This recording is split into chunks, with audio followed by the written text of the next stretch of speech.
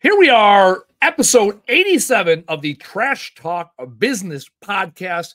And by we, I mean me. Casey Bubba Lawrence, not here yet. He will be joining us shortly. Also, we are coming to you live from the internets on YouTube and on Facebook Trash Talk Business Podcast page. Last week, we had some issues with the Facebook VIP group. And then this week, I was doing my Experience Any Weins live show, and we had issues with Facebook. It looks like Facebook's working, but and we also are now going to put it on YouTube at the same time because that's also important. That way, we get some viewers from YouTube. And for our YouTube viewers, if you're on the Facebook, come join us on the VIP page, the Trash Talk Business Podcast VIP group, and from there we field questions. All right. Taylor's email or texted Casey. Casey will join us shortly. This is a great time. Actually, I'll just talk. I mean, I think our second or third review we ever got with the show was Andy talks too much. You should let Casey talk more. Well, I'll say to that review, sometimes it's best when I talk. So I'm going to hang out here with our handful of viewers, and I'm going to do some talking. Episode 87. So we are coming up on 90. 100 is right around the corner from that. Whenever I play volleyball, and there's a score like 8-7, we'll call it 87. And then I come up with some Packer from the past. So whenever I think of 87, I think of Robert Brooks, Super Bowl champion Robert Brooks from the 90s, the mid-90s team, 87. Newer people would think of, Jordy Nelson or Dobbs. Dobbs is a hell of a player. So, yes, Green Bay Packers getting the W along with the Cowboys on Thanksgiving. So it was a good Turkey Day for football here in the Trash Talk Business Podcast house. I'm sure Casey will gloat about his Dallas football Cowboys here shortly. We are going to come up today. No guests today. This is our first. We have next month or so. We have guests every show. So this is the first episode, or this is the last episode in a while of Casey and I hanging out. So we're going to hang out, chat. I do have some questions from an audience member. Shot me a long email with a bunch of questions, and I'm like, hey, why sit and answer a bunch of questions in a phone call or on the emails when I can blast them on the Trash Talk Business Podcast for all to join? Casey, a couple filibusters, 2 minutes of air I killed. We talked about your Cowboys and the Packers both getting dubs on Thanksgiving Day. That's it. Casey, welcome to the program. What's up? What are Thanks you for having me. Don't worry, I didn't tell anybody that you were peeing, and that's why you were late. I didn't say that at all. That's right. Man. We had a full start, so we started right at 1600, right? Because that's what we do shit on time, and the Facebook wasn't working. We launched at 1602, and the internets were participating well. So there we are. Here we are. So what's on your mind, Casey? We got questions from the audience. Otherwise, we might sit here and bullshit. What do you want to talk about today? Oh, man, actually, I have a couple of cool things I kind of wanted to touch on, man. Let's touch. One of them is actually from Justin Waltz. I saw his little post on the Book of Face stating about the outlook of your business. 3 years. 3 years. 3 years, exactly. What's crazy is we do our research. We do our research here on the Trash Talk Business Podcast. So I had something similar. I believe in the rule of three, right? 3 months, 9 months, on and so on, right? And then you go into years, 2, 3 years. Everybody can have a plan, but as Mike Tyson has told us very bravely, everyone has a plan until they get punched in the face. But I'll tell you this, doesn't mean you shouldn't have one, right? That's correct. You need to make a plan because that's your foundation, that's your starting point. And when you look at threes, the reason why I like threes so much is because I also believe in like, for instance, an entity, two friends go into business with each other. It's actually smarter to have an odd number, to have an offset. There you go. In my mind, because you have that one person who can offset the two of you as not just 50% each. Well, same thing in. Go ahead. Sorry. Oh no, no. Go finish your thought. Finish your thought, please. Well, so my thought is with threes, the reason I like 3 months, 90 days, and then 9 months, and then 12 months. Is because what you can do with that is look at the different trends, the different stories. And then also when you go into 3 years, that's the cusp your average small business. That's when you know you're going to make it, right? Yep. In 3 years, you know you're going to be okay. Most small businesses, as we've talked about these numbers before, they don't even last 5 years, Correct. right? They just don't. But 3 years, a cool thing about 3 years, that's also when a lot of markets change as far as local markets. I like making a plan up to 3 years because 5 and 10 years, that's very cliche. It's like, oh, do you have a 10-year plan? I do, but you know how much my 10-year plan has changed in the past, year? Shit, tremendously. So yeah, I wanted to talk about that a little bit today. All right. I like it. Well, you know what? I will shameless plug. So you brought it up. A plan is great until you get punched in the face. You can read that quote and many more quotes in the book, Words Fucking Matter, written by yours truly, because words do matter. And what we're talking about, you're talking about, Casey, is chapter 4, Think It, Write It, See It. So we talk about how do you take the first couple chapters about goals. Fourth chapter is about the plan.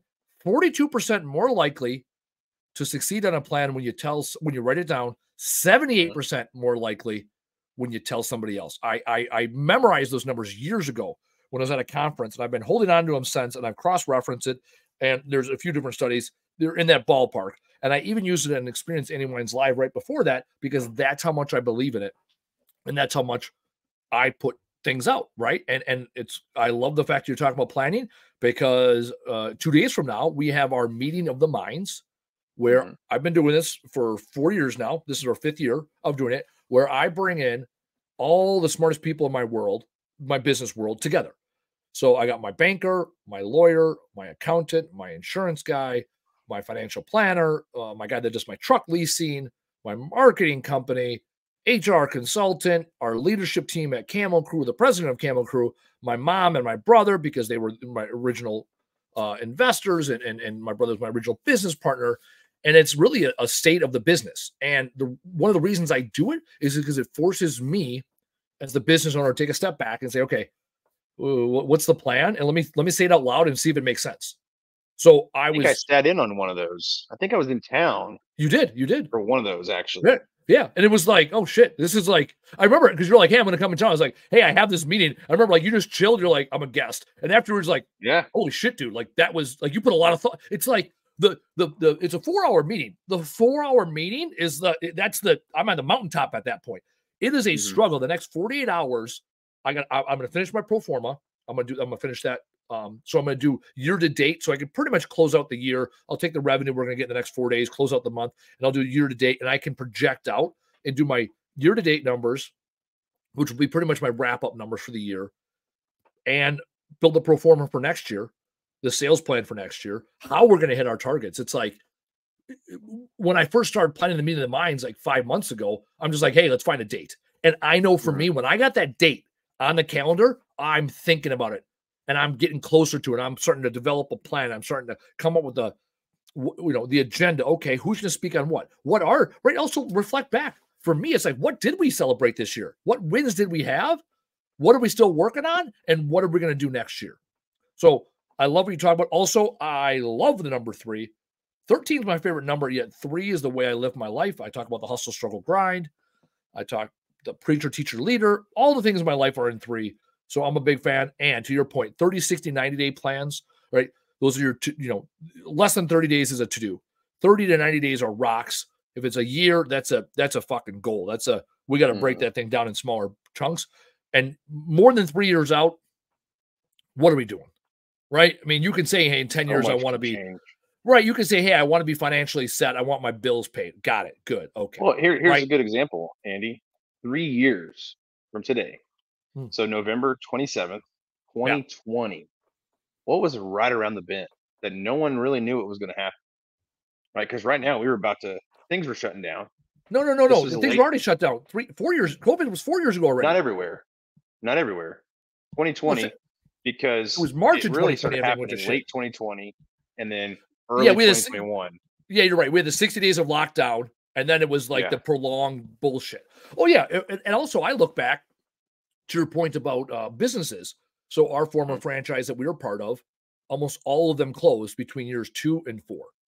Almost all of them, myself included. I did not make it to year 4 with that franchise because the first 2 years I'm like learning about it, right? And then eventually like, wait, this isn't fucking working. And then I start thinking, okay, where did I want to be and where am I going? And even the local franchisee that closed, they were a little past 3 years, did not make it that 4th year. And they were struggling by year 3. You need to be still fucking growing year 3 into year 4. And then you'll make it to years 5, 6, 7, 8, 9, 10. So power of 3, absolutely. So let's talk. What did you want to talk about planning wise with regard to the year 3, or was it just an observation? Yeah. What's on your No. mind? So the one thing I love doing at the end of the year, right? We've talked about this many times, is planning. Yep. So I would say, maybe December timeframe, we start to lean out a little bit personnel wise. We never let anybody go. It's usually hey, if our hours are getting cut or our jobs are kind of dwindling, then they find other jobs. It's understandable. We've already had the conversation, but Yeah. I like to have at a minimum of 3 people per crew. The reason Yep. why is because so for instance, we had this guy who was 16, rock solid dude, but he couldn't drive under the business. My insurance wouldn't support it. So I was like, I need 2 extra drivers because I know for a fact this one guy could be with both of them whenever they're working. And I can alternate those drivers on days, whatever. Yep. And then worst case scenario, I have to jump in and bring a Bobcat or whatever. I could have a crew there, a full crew. So every time I tried to, or not try, but every time I hired for a truck or a different crew, it was 3. If I needed one more person, I hired 3 because now I have more to play with. Everybody's going to tell you their highlights when you're hiring them. They are. This is what I'm good at. This is what I'm great at. This is what I've done. I want to know where do you need work? What haven't you done? And why wouldn't I probably want to hire you? Now, obviously, you're not going to find that out in the interview, but you're going to find that out after you hire them. Real So, quick. what better way to have 2 extras going on and say, hey, you know what? Out of these 3 guys or girls, this is my best person right here. I want to hire 2 more just like him, and these 2 will phase out. So this is when I start planning those hiring processes.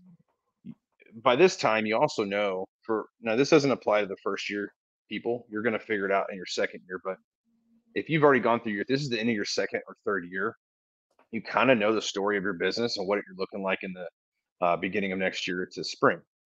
So this is a perfect time to start planning that. When do you hire? Where do you hire? How do you hire? At the same time, where do you need the work? Like, where do you need improvement? Everybody's going to say, oh, I need more jobs, need more jobs. Well, we already know that. But if you got an influx, let's just say you got your wish. Oh, I wish I had 100 jobs. Boom, here's your 100 jobs. Well, shit, I'm not ready for it. I don't have this. I don't have that. That's my point. Where do you need the work in your business before you get the business that you crave right now? Because this is the time to plan for it. And then you look at the 3-year plan, right? Where do you want to be? Let's say you had your ideal setup for this coming year. Where do you want to be in 3 years from then? Because look at your past 3 years. Where were you? Where'd you start? How did you get to where you are now? What would have you done? What would you have done differently? Right? And why? And at the same time, it's backwards planning. Here we are, year 6. How do we get there? And how do we keep getting the progress that we need so much to get to year 9 and so forth? So I think, when it comes to planning, I like what Justin said, because if you're not thinking that far ahead, then you're going to be lost. And I can tell you the one thing I learned to do very well when having my own junk business was I learned that tomorrow is already gone. And by this time in the year is already wrote. It's already wrote. Yeah. Right. Right. We're compiling data. I'm compiling data at this point. Yeah. Right. I am there is nothing I can do right in the next 5 weeks to change the fate of the year. Right. Like Either I'm on track or I'm not. You could get a life-changing job, yes. Could. But most of the time, no. big jobs, 6 figures and up, take about 5 weeks to just get started. And then once you start them, it takes, so realistically, in the next 5 weeks, this is what I ask my wife sometimes when she's in the office at home or on a weekend when we're supposed to be hanging out and she'll be on her computer. I say, can you make money right now? And if she says no, I'm like, then why are you doing it on your time off? She's earned that time off. So why are you giving up your time if you can't even bring in $1 right now? So this is the time to look at it. if you can't, let's say you came up $200,000 short of your goal for this year. I'm not saying don't keep working, obviously, but can you make that 200K up in 5 weeks? If no, okay, then don't worry as much about this year as next year, because next year is a different, we already talked about it, but this is the time to start putting the plans in place. You know what? I'm going to be a brand new person. New year, new me kind of bullshit. Well, that's the thing. I know already where we sit, right? I know what lines of business. We have 3 lines of business: residential, commercial, industrial. I know where we finished or will finish the month of November at. And December is one of our slowest months. So I know we're not, the goal for December is significantly lower than it is in July or August in our area. So I already, right, I know what it is. So now it's okay. First thing I question is, was my plan accurate? Was my plan achievable, right? We think about SMART goal: singular, measurable, obtainable, relevant, and time bound. Was it an attainable goal? And that's a real question. And the challenge with that one is, as a small business owner, you own your own self to decide. You can look at industry trends. Like, so for example, disposal cost is between 6 and 8% of top line revenue. That's what it averages in the industry. Now, I know I've been under 5% before disposal costs. I've been over 10. Right, exactly. And I also know where I finished this year, and I look, okay, why was I higher? Well, every one of our landfills and transfer stations went up in price this year. My prices didn't go up. Also, we've done more demo jobs this year because we got a bigger demo team. Well, demo costs more. So it's like, okay, I think we're going to finish the year right around 7.1, 7.2%. The goal is to keep it under 7. We've been under 7 the last couple of months. We really struggled in the first half of the year in a couple different ways. So we may finish under 7%, right? I'm not getting under 5% this year. So for next year, am I going to target 5% because I did it 4 years ago when I had ideal market conditions? No. I'm going to say, okay. This is why numbers tell a story. Oh, yeah. Like, this is why if you're not tracking everything, you can't look at I'm at 7.3%. You know what? That could actually be good, but you got to figure out why. And if you look and say, oh, well, it looks like I had a huge growth and I actually hired 3 more people and added another crew or whatever. That's why, my expenses kind of rose. I was actually doing more work. You know what I mean? Like, right. That's why I talk everything in percentages, because percentages don't lie. And percentages against top line revenue. Because if I have a spike one month in recycling, it's like, okay, I took scrap in that month, right? I took some non-ferrous in, or we had a couple of jobs that were bigger jobs, like that were commercial jobs. We generally get more non-ferrous on commercial jobs, taking apart cubicles or desks and things like that. So it's like, okay, that revenue isn't as significant as my top line revenue. When I speak of top line revenue for our listeners, I'm talking in our business, that's your service revenue. This is not resale. This is not scrap. This is not whatever other shit you do. Like we had Alex on a couple weeks ago, right? His top line revenue is, he's the one that did commercial containers. So, or not commercial containers. He did residential curbside. So his top line revenue is curbside containers and then junk removal if it's a significant piece of his business. And then if he gets into dumpsters, that's all good. The resale or all those, that's not top line revenue. And one of the challenges, I had this conversation again the other day. Someone's like, why don't you spend more time looking to resell the stuff you get? Because it's not the business I'm in. Fine. Goodwill gets a shitload of good stuff from me, or Salvation Army, or St. Vinny's. Whoever I send it to, they love our donations because we give them generally good quality stuff. Because back in the day, we didn't. Back in the day, we kept the good stuff and had a resale shop and only gave them the stuff that basically we couldn't sell. So they would reject a lot of our loads, or reject parts of our loads. Now we give them everything because we don't have a resale shop, because we are full on junk removal, which actually is a really good transition to one of Nolan's questions. I'm going to go find it here. So one of the things that Nolan said, which one was question? Yeah, that was it. I'm looking to see how I can find it. See, I'm pressing the buttons, not Taylor, and that's when it all goes to shit. First question: what can I do for winter work in this industry? I need some help identifying a shift into winter. We have answered that question 100 times on this podcast, and it's real simple. Junk removal. That's what you can do in winter. Because everything else you do is a distraction. And I started my business in 2016. In my business plan, I talked about doing snow removal and also woodworking with my brother. Now, my brother has a very successful woodworking business. And when we first started, it was, okay, we're going to take pallets that we collect throughout the year and create art out of them. Or we're going to take doors and turn them into, we call them backdoor benches. Because years ago, my brother and I sat in my dad's driveway and made a bunch of benches out of old 4-panel doors. That was our plan for our first winter in junk removal. And then what ended up happening? We had enough customers that we never had to get distracted by it. And every time I've gone and we're like, oh, I'm going to go chase this dollar, chase that dollar, it has not led to long-term success. I had a rage room. I had a media company. I was running loads for this company down driving interstate commerce, driving a box truck.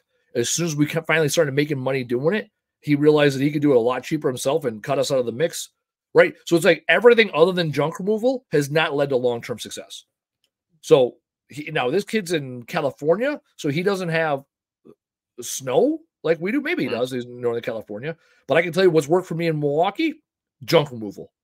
And I keep my guys moving because we like right now our warehouse is, I say, starting to fill up. This is the time of year for us to do projects in the warehouse, clean the warehouse, do maintenance in the warehouse that we've neglected, reorganize the warehouse, training in the warehouse on the sales team. Now is the time to establish the best practices.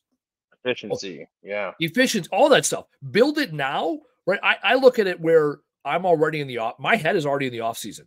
This is going to be one of our heaviest weeks of the year. First week after Thanksgiving is always one of our heaviest weeks of the year. I'm looking at this like, no, this is it. Like we're in the off season right now already. My brain has shifted to what do we need to do to improve? Because January 1st is the preseason. January 1st to March 31st is preseason. That's where we take our playbook that we're going to write over the next month from January 1 to March 31st. That's when we're going to run the plays, make tweaks. No major changes, make plays or take the playbook and make tweaks. April 1st, we're in season. That's it. I don't care if the phone rings that day or not. I'm declaring it. I'm in season. Like you said earlier, Case, you make a plan. Decide when you're going to hire 3 guys, when you're going to buy the truck.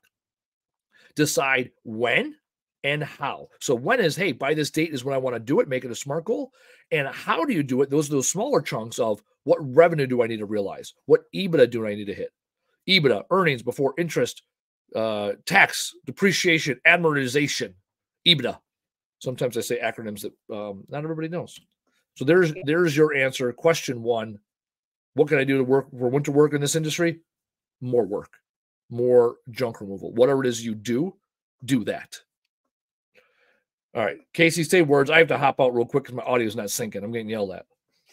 Oh, you're just frozen. Your video is. No, so yeah, so just to compile on what Andy said about, what do you do in the wintertime? And then also, how can I go about using my military background in the business without being just another veteran business owner, exploiting the veteran status for money? I'm very glad you asked that because I'm going to tell you this. This is my personal opinion. I'm a veteran as well. 07 to 13, deployed a couple times I was stationed in Fort Lewis, right? Infantry guy. If you have veteran-owned business on your truck, that is a gold mine. It's a winner. At least in my opinion, I think you lean on that.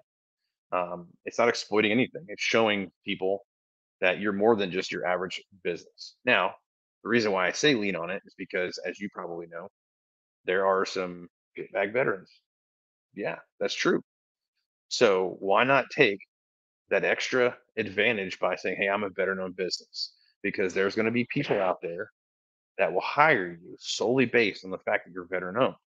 And that's one thing that I've actually asked people, hey, how'd you find us? Oh, I looked and I saw you were veteran-owned. I'm a veteran. My wife's a veteran. My husband, whatever. So they can relate to that. So they want to hire veteran-owned businesses. So please don't look at it like you're exploiting, because as a veteran, I'm gonna tell you right now, I'm not offended at all. I hope you keep doing that, and I hope you succeed. Now, the other thing, what can you use your military background? I don't know. I didn't know what your job in the military was. I can tell you this: for me, I saw in business how important all the BS was in the military that we hated doing. For instance, layouts. How important are layouts to your business? Because I'm gonna tell you right now, for me, they're extremely important, right? How important are color coding things, keeping track of your own equipment that you spent your money on so other people can use and break it. That's very important. Mm-hmm. So if you are a super secret squirrel skilled guy in the military, no, you probably can't go out and stack up on a house and remove junk like SEAL Team 6. But what you can do is be organized like them, and you can operate as far as the team goes, efficiently. So I would definitely look at that. And then the last thing I can tell you is, yes, junk removal in the wintertime in the slow season. The reason why is, do you ever see, since football is our thing, do you ever see football in the off season? They just stop practicing and they go try another sport? No. No. Why? They're not playing games in the summertime because they're trying to get better, right? They're improving their system. They are improving their personnel. They're improving their brand, whatever. And 9 times out of 10, those professionals are probably playing off league games to better their professional league play. So in the downtime, yes, I would say junk removal. Yeah, and do the junk removal things right. It's 100% your time to work on the business. You'll see it's interesting. Networking events in January are kind of like gyms. Everybody commits to them. Everyone goes to them. And by February, everybody's lazy and fat and stops going to networking events again. That's it. So we'll see a huge influx because people at the end of the year all of a sudden like, oh, what didn't I do last year? Oh, I'm going to do it this year now all of a sudden. The key is put the things on your schedule, plan in December to start doing things now. So when January hits, you don't have this New Year's, new you, new me bullshit. You are going to be truly already in the grind. You're already going to be doing the right things. And the right things are all in front of you. Chances are the challenge within your business. If sales are slow, sales and marketing. If sales are good and you're not making any money, it's about operations and efficiency. If you want to scale and grow your business, you don't have the right people, you need HR. You need to train your guys or hire new people. If you don't know where to fucking start, your numbers are all jacked up. Because when you get numbers, then you know where to start. You'll at least see the glaring hole. So that's as simple as I can explain the 6 buckets of business. What is the down? What is not working within your business? And if you say, "Oh, everything's working smooth," cool. Why aren't you expanding? What is stopping you from growing then? Mm-hmm. And right, you're slow in winter or slow down in winter, however you want to say that. Cool. Again, maybe it is rest and digest. Maybe it is go on a vacation, spend time with your family. If you've earned that opportunity, by all means, don't stop working. I'll tell you this. I'm going to disagree with you on one thing. What's that? So the old franchise that we were part of, they had this genius idea, brilliant idea to have a conference in February in Philadelphia.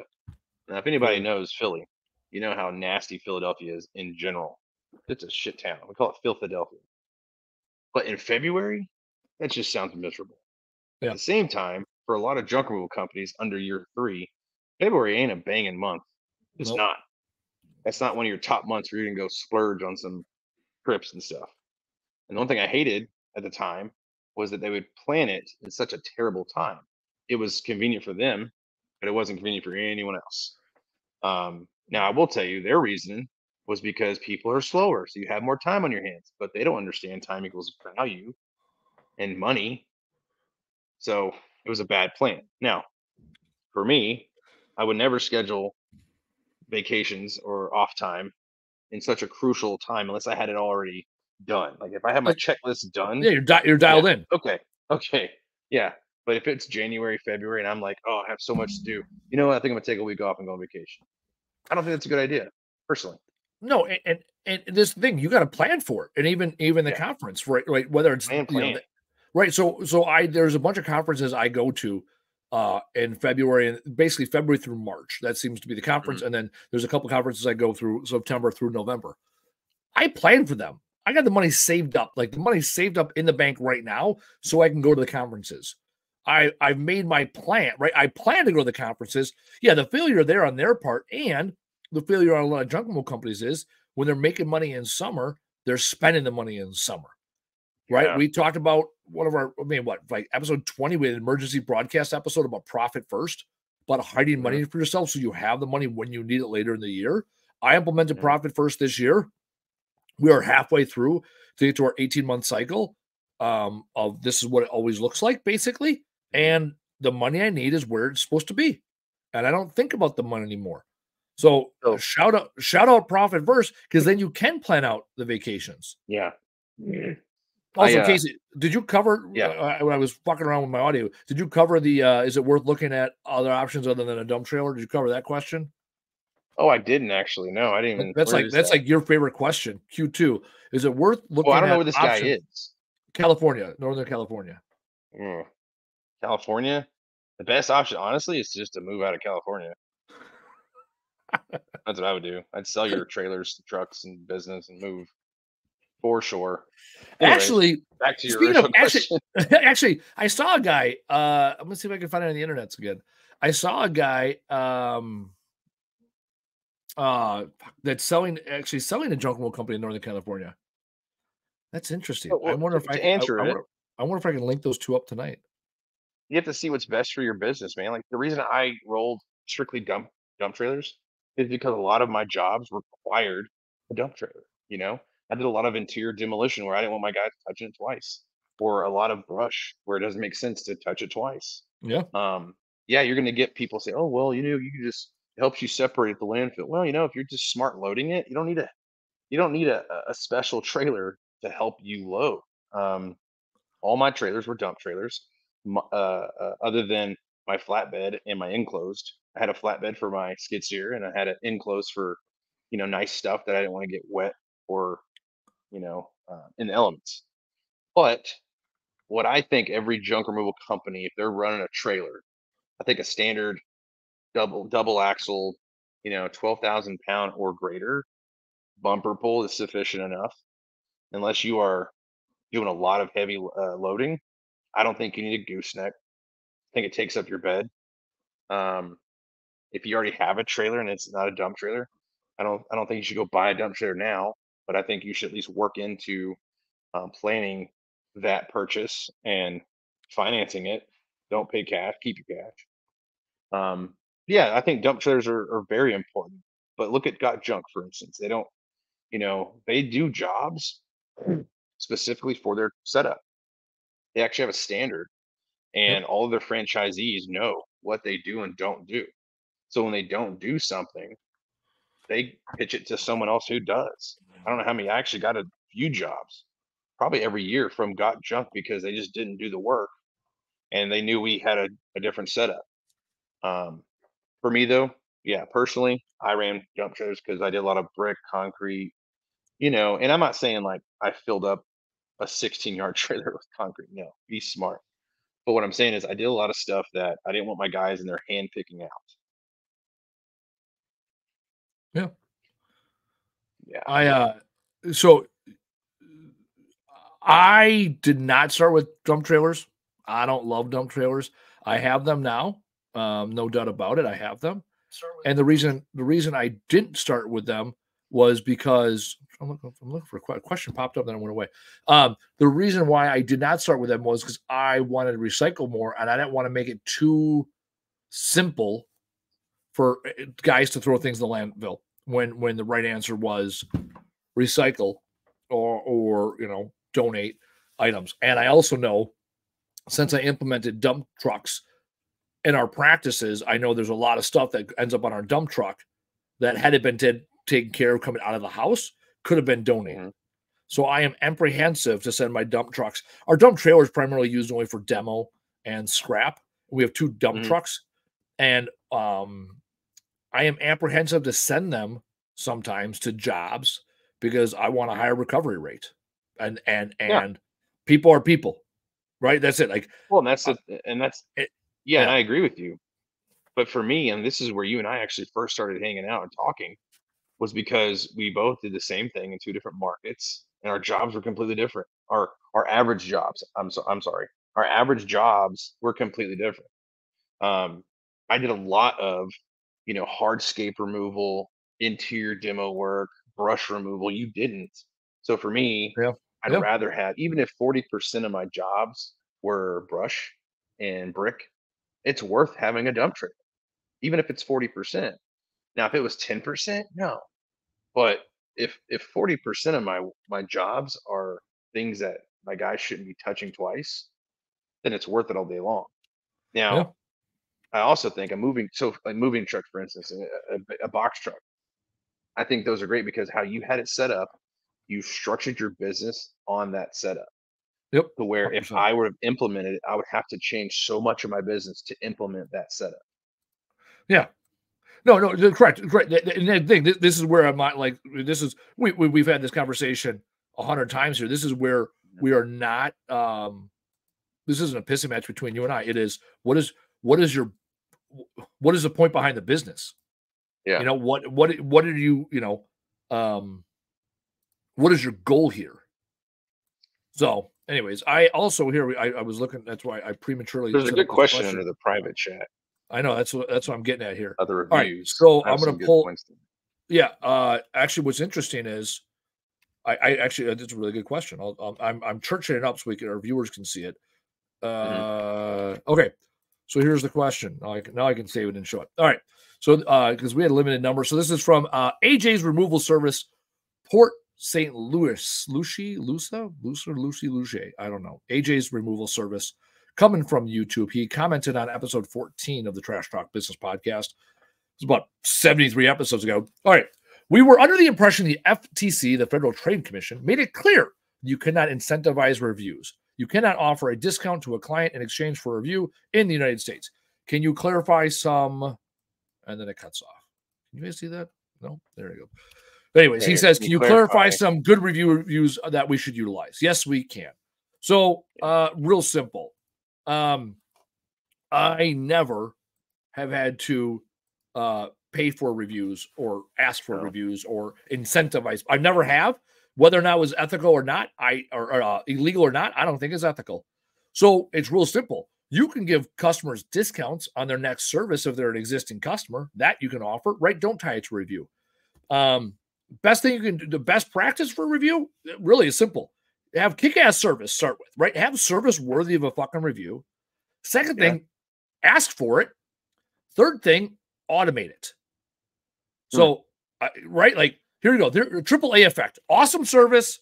Ask for it. Automate it. And here are a couple things you can do to automate it. Have a thank you card with a QR code. Implement Jobber with nice job. Shout out Jobber. FCC does let me talk about Jobber and let everybody know they do pay me when you sign up for Jobber. Getjobber.com. Promo code. There it is. Look at Taylor. Taylor knew where I was going. 50% up the first 3 months on the Connect and Grow plans. Anyhow, thank you. So automate with Jobber. As soon as people are done getting a job, they get an automatic message. The old school way we used to do it was we just implemented, hey, give us a review here. Now we've implemented a nice job with it. 75-hour add-on to Jobber, worth every penny, because what it does is it targets and retargets a person until they give you a review. Third thing you can do, I guess, maybe it's not so automated. You can call and ask again, right? Have the operations person, hey, notice you didn't give us a review. How was the service? So I used to randomly do that. I would just call random customers. Like, hey, I'm the owner. How's everything going? I haven't done it in years because I wanted to check in on my guys. And then I would always ask, hey, did you get a chance to give us a review yet? No? Hey, we'd love to have a review. And that's it. But I would say awesome service. Ask for the review when you're on the spot. Automate it. And the two simple automations are QR code on a thank you card and then a nice job Jobber implementation. Now, I have one to add. This is what I think would go miles and miles further. I think if you create an incentive program for your people, for your team, that relates to reviews. So we've talked about this before, but my guys would have we had this competition, right? If you had a personalized review, if it was like Andy did such a great job today, blah blah blah, it's 5 stars.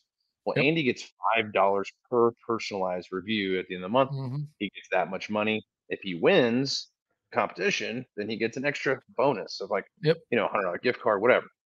And then I would say for every generalized review, like, hey, these guys did great. No names, it's $1, and everyone gets $1. Now, I'm paying my guys to get reviews. I'm paying them anyway, right?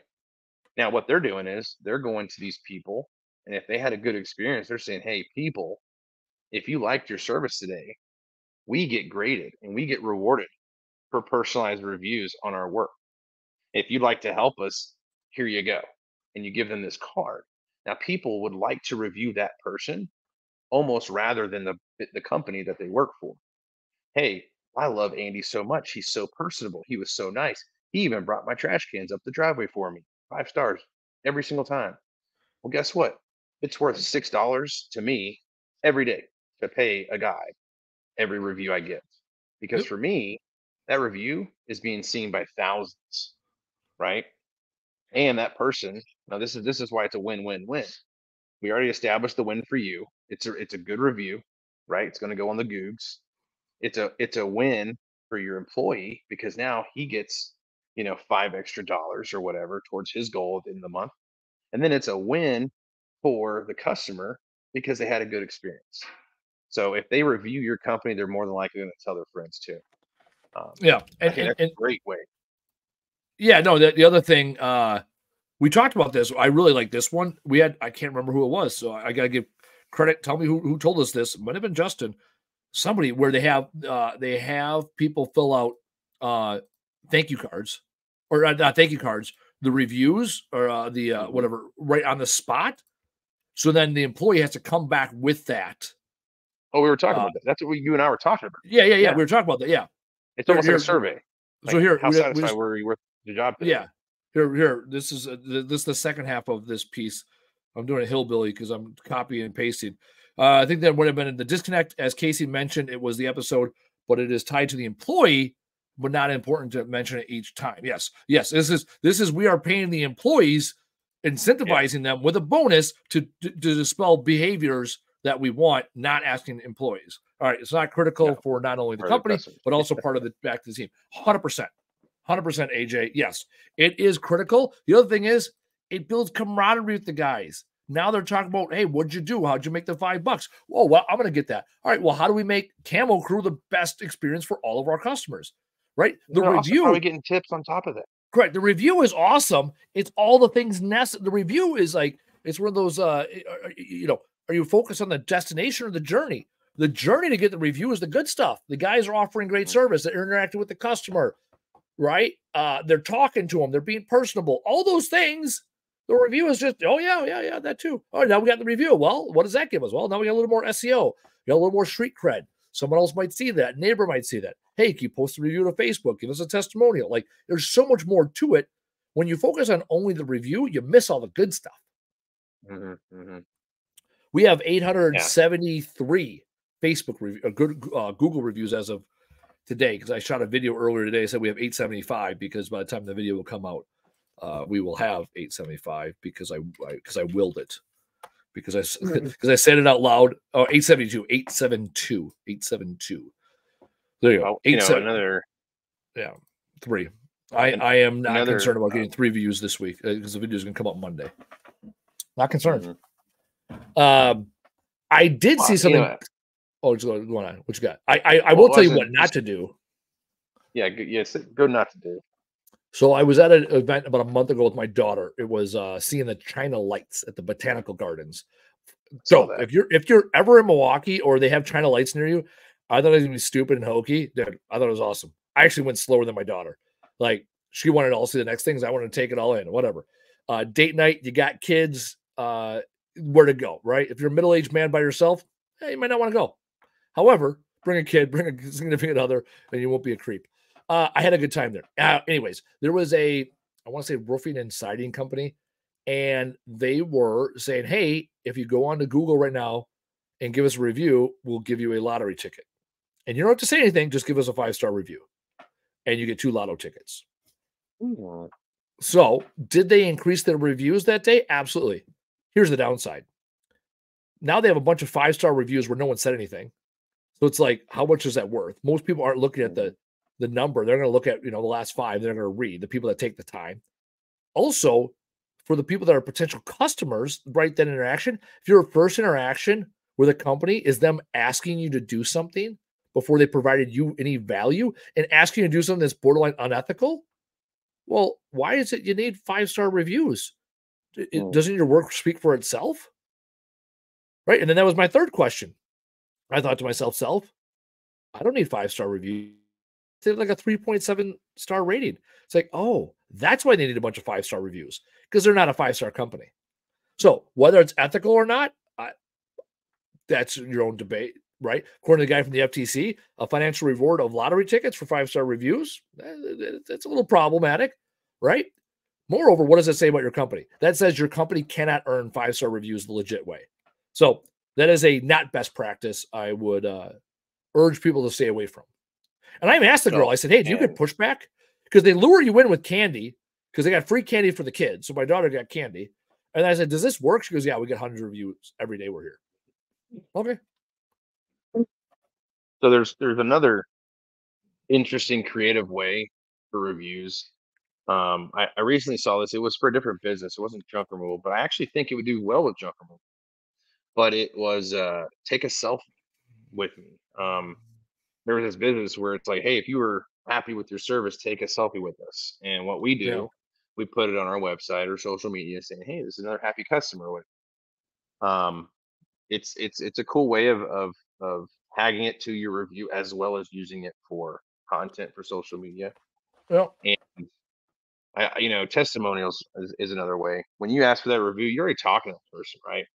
Say, hey, would you, if they haven't left you a review, if you're asking them for a review, which is fine, I like to ask.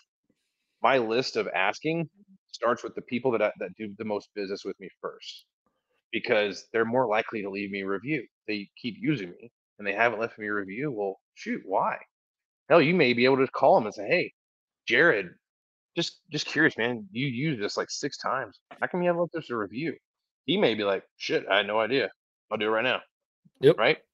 Those are different tactics, but also go in there and say, hey, would you mind sending us an email or doing a 10-second, 20-second video? Why do you like using us? And then I can use it on my social media. Or Google it now lets you do video comments and the reviews, I think. They really? Oh, that's awesome. Yeah, pictures or a video from your customer telling you you're awesome. That beats the shit out of a generated Facebook post with AI writing the characters for you. Yeah, and it's not even close, because that's real and that's genuine. I've talked about it before in this podcast. I said it as a one-off comment. I didn't even think about it when I said it, and several people have brought it back up to me.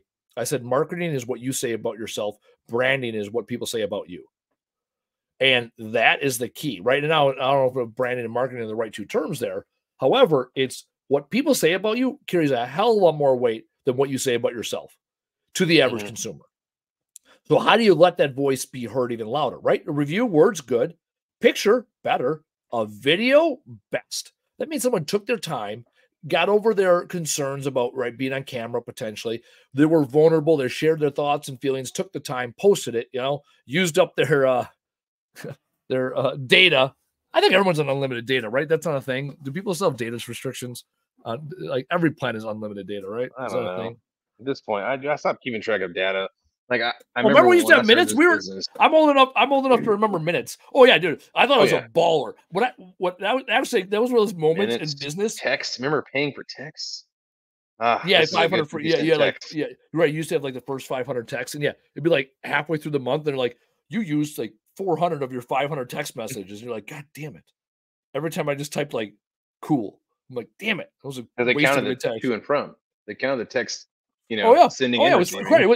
Exactly. What you up to? Nothing. You? Nothing. Well, that was 4 fucking text messages I'm never gonna get back in my life. That's what we used to slip in the old DTF. No big deal. Anyhow, some of y'all won't remember that T9 action, right? You got that T9 text in. You didn't make them long, right? AOL Instant Messenger, MSN Instant Messenger, and some fucking. There we go. Taylor. Yep, those burner phones with limited minutes are still available. Just Googled. They're also having a limited plan. Of course, burner phone with unlimited. Yeah, you got a burner phone with unlimited minutes. Maybe there's some other questions you need to start asking yourself. I'm just throwing that out there, right? Like, am I ethical? Is this right? No, I thought it was a baller when I went into Verizon one time. We had our business plan, and I was like, man, my data keeps crapping out like halfway through the month. They're like, yeah, you used up all your data. And then it goes to like 10%. I'm like, how much is it for unlimited data?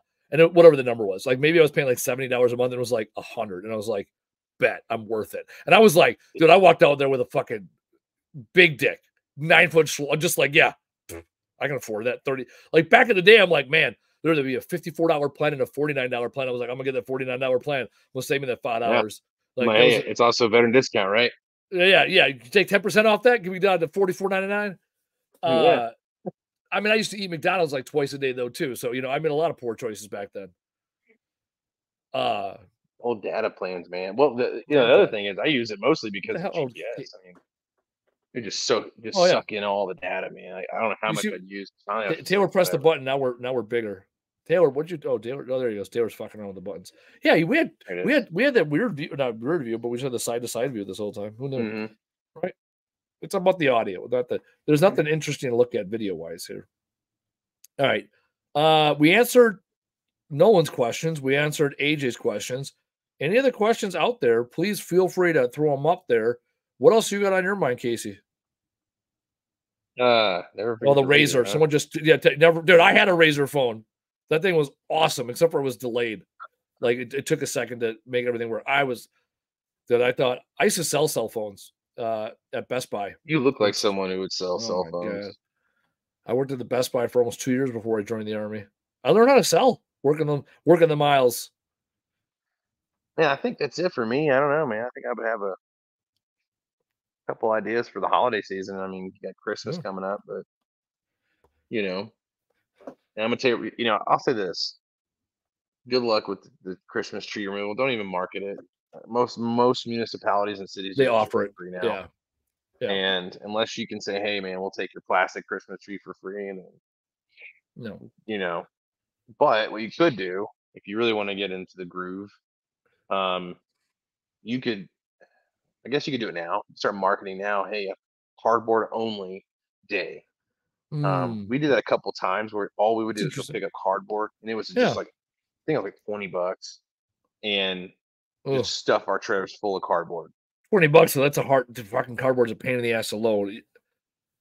I've gone into people's houses when they moved in. I've had over a trailer of cardboard, and it takes like 2 hours to fucking load, and it takes forever to unload. Oh yeah. Even with a dump, even with a dump trailer, it's better. Obviously, on the unload, it's only better when you're unloading. Correct, because stacking it is significantly worse because you got the steel deck. Plus it's on a pitch because it's on the hitch. Yeah, because it's on the hitch. Oh yeah, loading a fucking dump trailer with cardboard is. You can maybe get halfway full before you got to close the doors and start throwing over top. And then of course every fucking gust of wind. Oh yeah, then it's flopping. Someone's inevitably going to end up in the fucking dump trailer.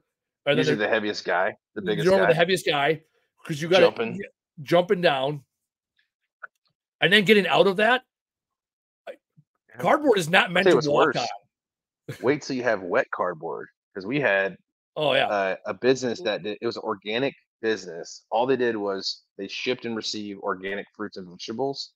So they had a bunch of cardboard crates, and every week we'd go and fill up our trailers, a full trailer every week of just cardboard.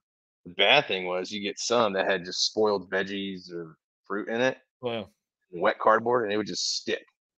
And as anyone knows, the dump trailer, all it takes is that one angled wrong piece to stay in your trailer, and the whole thing just sits there. Then you got to climb in there and hit it with a shovel or something, and then get away. So, Facebook user, anonymous Facebook user, because they haven't pressed the right buttons. I mean, they're not like intentionally being anonymous. I'm gonna look them up on the. They're being anonymous only. If I can find them here. I know who that is. They're all valid. I won't mention her name. Just what I could. Carol, formerly. Yeah, you already mentioned Carol. Ran in court. She is still with the former franchisee, and she says use a roll off. There she goes. It's Carol. I don't know if she's allowed to watch this fine program. She might have to check her fucking check with her franchisor if she's able to. Yeah, if she's allowed to see if she's allowed to watch this fine weekly program put on by yours truly. Anyhow, for those of you that have the pleasure of a roll off, yes, roll offs are nice because they don't have the mesh or the tie downs that like a dump trailer will have, and you can load them flat. So yes, hashtag Carol Poole Vandal Court. I can never pronounce her last name. I knew her before she was married. Paul, her husband's awesome. Paul, I hope you're listening. Cool dude. Probably one of the best steaks I've ever had in my life. Random side note. The guy can cook. Yeah, phenomenal. I gotta make you some steaks now. Yeah, I'd go out and hang with them only for the. I wish I could text this. Well, are you texting? Will this thing show pictures? Maybe. I don't know. I'll filibuster. You can hit present. Ooh. You can hit present if you email yourself the picture, or email me the picture. I could probably figure it out. Anyhow, I can't comment a picture on this. Comment a picture on what? I can throw it up on here. Send me text email it to me quick. We will filibuster while Casey figures out how to send me an email, and I figure out how to download the email, and I figure out how to screen share. On Experience Andy Weins Live earlier today, we talked about facing your fear. And I'm afraid of technology. Like there's some people that get technology, like, oh yeah, we'll just press the thing with the stuff and away you go. No, that has historically not been me. I'm like, how do I finger fuck this thing to make it do what I want it to do? Like, can't it do the thing? And then I got Taylor in the background changing our view. I'm filibustering time. All right, I just sent it to you. This is an early Christmas present I just got. I cannot wait to use tonight. Did you get the green egg thing? Did you get one of those? No. It is a Blackstone. Hey, any listeners in Dallas? This is a Dallas only request, whatever. I will come down. You find a reason for me to come down. I will come down. I will look at your scrapyard with you. I will evaluate your entire business operation. Then they can justify a trip. Ooh, that does look kind of cool. So I can justify a trip to go hang out with Casey and eat off of this thing. Let me take a look. See, we're cranking. Let me see if I can share. What am I sharing? Nope, that's not what I want. Stop share. How do I stop share? No, I was sharing. Can you see the picture now? There it is. Okay, I figured out how to do it. There it is. That is the picture of the thing. Look at that thing. Blackstone. What is it? Is that a griddle more? What is that? Yeah, a griddle, man. 4-burner griddle. Oh, can't wait to use it. I'm trying to figure out how to. So it didn't let me share the screen. I don't want to let me share the screen. I know, but it didn't. Stop share. Let me try this again. But it only let me share the. It's weird. Yeah. Well, here we go. I figured out the window. I had to share the window. Hold on. There we go. I'm kicking ass at technology today, boys. All right, there it is. How do we do that? There it is. For those of you guys watching at home. So that's a flat iron, or not a flat? Or yeah, that's a griddle. The smoker, as you can see how dirty it is, because I was blowing off my porch. Yeah, the dust just stuck to all the. Oh, anyways. Yeah, man, that's the Blackstone. I can't wait to use that bad boy. I spent a month in Australia, and when they talk about the Barbie, right, the old barbecue, that's what they're talking about. They're talking about the outdoor kitchen griddle. I remember sitting there Christmas Day, 80 degrees out because Southern Hemisphere math, upside down planet, hot. Sounds good, right? And eating 80 degrees in shorts on Christmas off of a griddle is like, what are we doing back in Wisconsin? What is this white Christmas bullshit? This was awesome. And I spent New Year's on the beach. So there's what I know about griddles. All right. Somebody in Texas, find a reason for me to come hang out in Texas. I'll come to Texas anytime, eat off of Casey's griddle. All right. Now that we covered griddles, covered the Packers. Casey, top takeaway from today. And top takeaway is make a plan for that plan, and execute the plan. Execute with aggression. Actually, it reminds me of a video. I love the word. So there was a Navy SEAL talking. He was the breach man. So he was the one that put the charge on the door, rolled out the det cord, pressed the button, goes boom. They run through hole. And he said there's 3 words that he said, and there's the most important 3 words: execute, execute, execute. And the third time he said execute, he flipped the switch. The wall, the door, the whatever blew open, and everyone runs through with pure violent aggression to accomplish the mission. And that's the key. Planning is great. Telling people writing it down is better. Telling people is even better, is best. Then you got to go out and execute. The challenge I see in today's society is exactly that. They either don't plan and just execute without a plan, or they plan without an execution strategy, right? You have to have the execution strategy, and then use your plan as mile markers along the way, because like Mike Tyson says, you will get punched in the face, and the plan does not survive first contact. However, you can always get back on plan. You can't always get back on if you don't have a plan in the first place. So, Casey, one more thing I wanted to show you. Oh, one more thing. Oh, we got an unofficial sponsor. Thank you to appreciate this. Oh, okay. Now check this out. Just notice an unofficial sponsor. Every week, appreciate the chandelier. Look at the chandelier. You know what? You know what's on top of the light bulbs? Is that copper? They're hats, dude. Oh, they're hats. Oh, I thought you were talking about the actual chandelier itself. How do we make Casey's screen bigger? How smart is that? Like the actual lamp I do like that. How do they? Oh, you know what? They're probably LED lights, so that it doesn't burn, because LED are like 1% the heat of an incandescent bulb. No big deal. That's all right. Super interesting. I like it. I thought I thought that was copper. I would have been more excited if it was made out of copper. No big deal. It's brass. All right. That's it. We covered all the things. I'm Andy Weins. He's Casey Bubba Lawrence. This has been another amazing episode of the Trash Talk Business Podcast. We will be back next week and a few weeks thereafter, all with amazing guests. If you would love to be a guest on the Trash Talk Business Podcast, find us on the internets, trashtalkbusinesspodcast.com. Apply to be a guest. We would love to have you on, hear your story. If you can think of anybody else that you would like to hear from, maybe you're trying to lock them down or get some time and you think they'd be a good guest, also send a recommendation our way and we will have them on an upcoming show. I'm Andy. He's Casey. Another great episode. We will see you next week. Thanks for listening. Tap subscribe or follow to get the latest episode. And if you enjoyed this episode, be sure to leave us a review and tell a friend to listen. To learn more, visit trashtalkbusinesspodcast.com. Bye now.